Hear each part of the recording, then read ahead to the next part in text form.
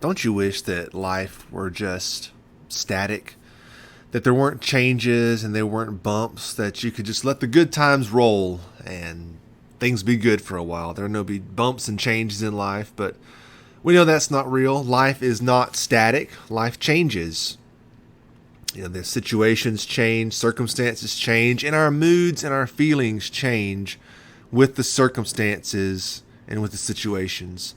And our relationships change. Our relationships are always in a bit of a state of flux. It's fluid because you're either hot, sometimes you're cold, sometimes you're in between, sometimes you're growing closer together, sometimes you're growing farther apart. And distance creates that space. I think our relationship with God is the same. There are varying forces in our relationship with God that influences us drawing closer to Him. You may go through some bad times that draw you close to Him, or you may go through just some bad times that you don't feel close to Him. There may be some really good things that happen that lead you to God, or the opposite. Some good things happen to you and you may distance yourself from God for whatever reason. But those situations influence our relationship. Sometimes we're hot, sometimes we're cold, and it sometimes can be like a light switch, flips on and off. I think a great example of this is the prophet Elijah. In 1 Kings chapter 17, Elijah just shows up. Out of nowhere, Elijah the Tishbite. We're not told who his mom or dad were, which is kind of strange in Hebrew literature because that's like your birth certificate. You came from these people. These are your parents. Everybody knows these people. But we don't know that about Elijah. He just shows up and boom, like out of the gate, he's just action hero. He predicts this drought that's going to happen, and it does. He goes to Zarephath and he provides for this widow and gives her food miraculously. He raises her son from the dead. And then the climactic end of this first act of Elijah's life is that he goes to Mount Carmel and he battles 450 prophets of Baal, challenges them. He's very snarky, very sarcastic, and call out to your gods and see if they'll answer. Well, he's not answering. Well, maybe he's on a trip. Maybe he's, in the restroom. Maybe he's taking care of some business or something. Very sarcastic. And then he ends up winning that battle. He ends up slaughtering 450 false prophets of Baal. So it's quite the climactic scene. You end that scene thinking, man, this guy is the hero. He's a one-man army of God. But then the next chapter, you see something very, very different. You see Elijah, who is frail. You see him fragile, he's vulnerable, he's scared. And the reason is that Jezebel, the wicked queen Jezebel, heard about what happened to her prophets of Baal. And she said, basically, Elijah, you got 24 hours to live. If I don't do what you did to my prophets in that time, I'm going to kill you. And he was afraid and he ran for his life. So whatever happened, he entered this fearful state, this depression, and what happens next is very interesting because it says he spends 40 days and 40 nights, and he goes to Horeb, the Mount of God. Now, Horeb and Mount Sinai are in the Old Testament literature the same place, just different names for the same place. This is where the law came. This is where God made Israel his people. So he goes 40 days and 40 nights to that place. Now, if you recall the Old Testament history, they went there and then 40 days and 40 nights went to the promised land. So it's like he's taking a backwards trip. Now, if you think about where Elijah is spiritually and emotionally, it's almost like he wants to go back in time, doesn't he? It's like he had some really good times, lots of action-packed adventure, with his good times with God. God is clearly there with him. And then something happens, his situation changes, and he doesn't feel God there with him. He feels alone, he's vulnerable, he's scared, and he wants to go back to a time when God's voice was clear. When God's voice was strong, and he knew what to do, and he had no fear. Now, this story in chapter 19 echoes a lot of what happened in Exodus 18 and 19 when God appeared on Mount Sinai.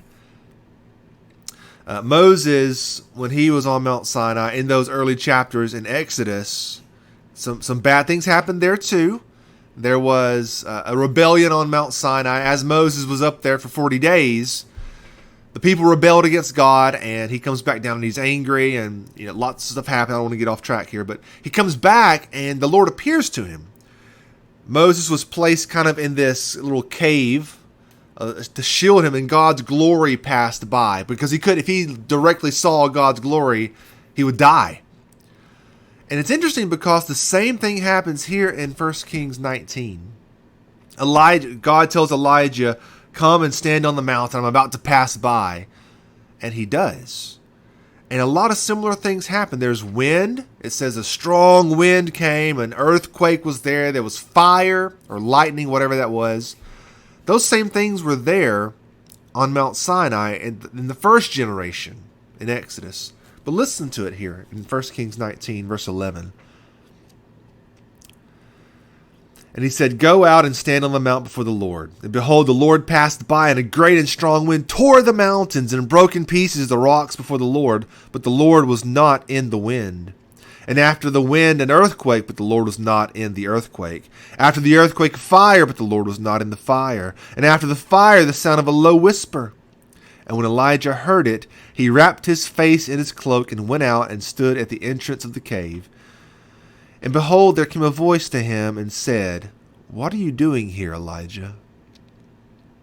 Now that's some deja vu, isn't it? Elijah knew that story. He knew that every Israelite knew the story of Mount Sinai.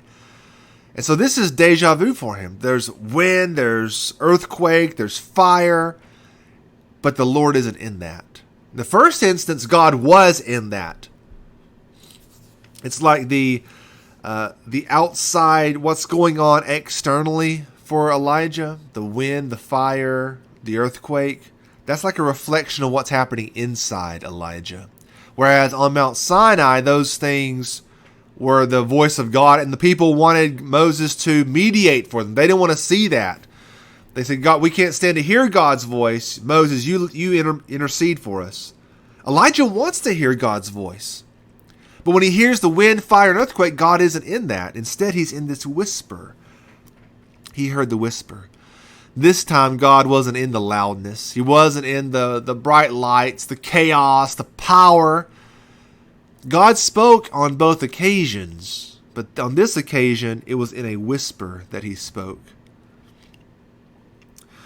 And so as I think about this, I want us to reflect, and I'm reflecting on this too, God's voice in our lives when we commune with God in our times of prayer and worship and study. Sometimes there are those moments where, like Elijah, everything is going great, everything is going good. There are great, powerful times and signs of God's wonder, and sometimes there's just nothing. It's just silence. But it may be the case that God is in the silence. 2020, as I think about this year, it's been a year of chaos, hasn't it? Have you felt like Elijah a little bit this year? Maybe like you want to go back in time to a place where there was more peace, stability, and things were good. There was no fear. You're not afraid of things happening. There's just happiness and joy. Maybe you want to go back to that place, but Elijah in 1 Kings 19 shows us God is with us now. Even in this time, God is with us. It may not appear like he's with us in the same way he has been in the past, but God is with us. And his voice may just be in the silence now. It may just be that whisper.